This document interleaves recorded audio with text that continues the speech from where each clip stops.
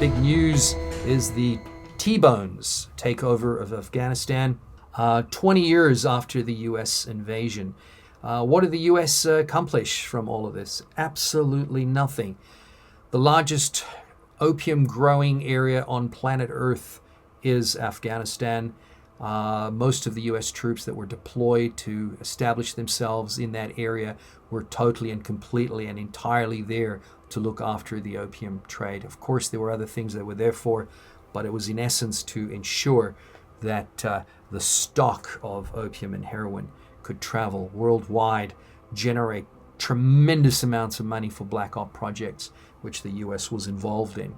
So yeah, if you're at the table of the sinners and you are sinning and doing all of the terrible things against humanity that you do, it's only a matter of time before God says no more.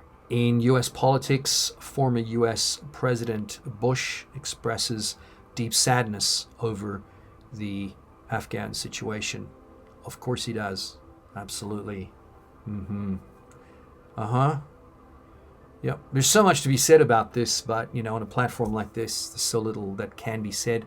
We're seeing more and more of what seems to be showcasings of the United States relinquishing controls, the restrainer being pulled back as reflected from these troops that have just left Afghanistan.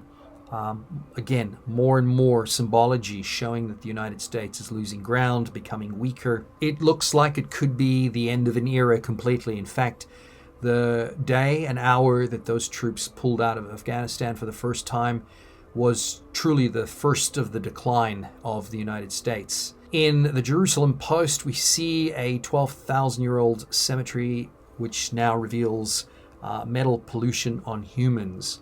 12,000-year-old?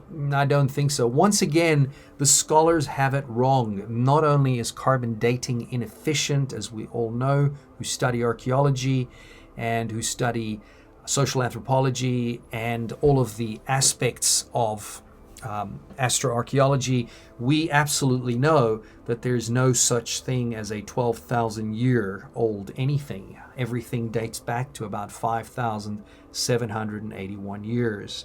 And you can laugh, and of course, who am I to say this? I'm not funded by universities. I'm allowed to say it. The academians, I always say academians because academia means minutia, means trivialities of detail, absolute trivialities. They're paid to say these things, to constantly subjugate and denigrate the Bible. And that's why we keep hearing these crazy figures, 12,000 all the way to millions of years. There's no such thing. God has set aside a 6,000-year period so that we can reconcile ourselves with God.